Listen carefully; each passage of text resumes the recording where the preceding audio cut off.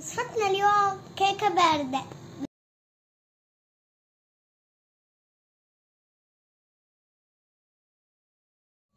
نضيف السكر والحليب والزيت والكاكاو،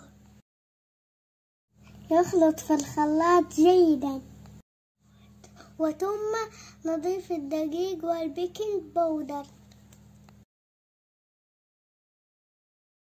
يخلط بالخلاط مرة أخرى.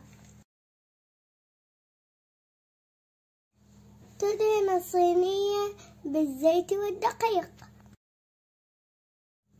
كما هو موضح في الفيديو.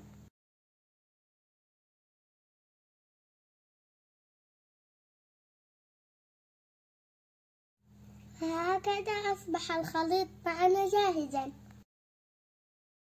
خبطة خفيفة ثم يوضع في الفرن الكهربائي. صارت معنا الكيكة جاهزة. يلا بنا نحضر الطبقة الثانية. نضيف كوب من الحليب ثم ظرف كراميل، يخلط ويوضع على النار. يضع في الخلاط وهو ساخن، والبسكوت والقشطة. يخلط في الخلاط جيدا. يسكب مباشرة على الكيك. توضع في الثلاجة حتى تبرد. وبعد من طلعناها من الثلاجة صار وقت التزيين.